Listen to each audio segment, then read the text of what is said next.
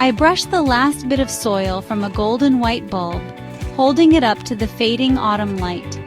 The air is thick with the scent of damp earth, crisp wind, and something deeper, something ancient, carried on the whisper of the garlic moon. There is a quiet kind of power in garlic. Hidden beneath the soil, it spends months in the dark, growing in silence, waiting for its time. I planted these cloves under the cool embrace of the waning moon, pressing each one gently into the earth with the kind of care that feels like a ritual. They say garlic listens, that if you plant it with intention, it will carry that energy forward. So that day, I whispered my wishes: health, protection, resilience, and let the soil take them in. Now, standing in the cool morning, I pull each bulb from the ground, feeling the resistance before it finally gives way. There's something deeply satisfying about the moment a plant releases itself into your hands, a full season of patience wrapped in papery skin. This is the harvest, the moment the unseen work of nature reveals itself. Garlic is more than just food. For centuries, it has been a guardian, a healer, a quiet force of nature.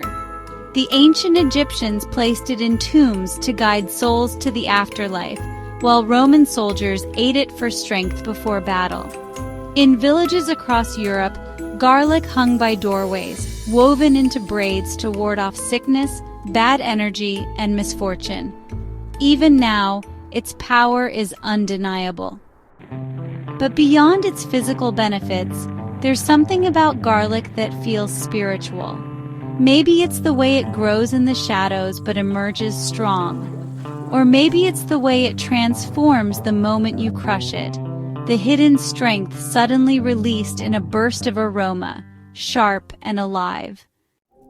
Back in the kitchen, I peel away the delicate outer layers, revealing smooth cloves beneath. The moment my knife presses into the first one, the sharp scent fills the air. Warm, spicy, electric. This is what I love about garlic. It holds its power in silence until the moment it is needed, and then it gives everything. I toss the minced cloves into warm olive oil, watching them dance and turn golden. The scent rises like an old song, a memory of soups that healed colds, of winter stews that warmed the bones, of hands breaking bread over laughter. It is a scent of comfort, of tradition, of quiet protection. Garlic has always been there in the background, doing its work without asking for attention. It lingers in the warmth of a broth, in the crisp bite of a fresh clove, in the golden oil that coats a wooden spoon. It protects, it nourishes, it gives strength, not loudly but with certainty. As the cloves soften in the pan, releasing their essence into the meal, I gather a few bulbs and braid them together, hanging them by the kitchen door.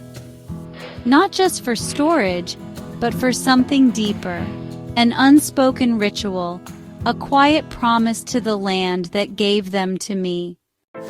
Garlic does not demand, it does not rush. It simply grows, waits, and gives.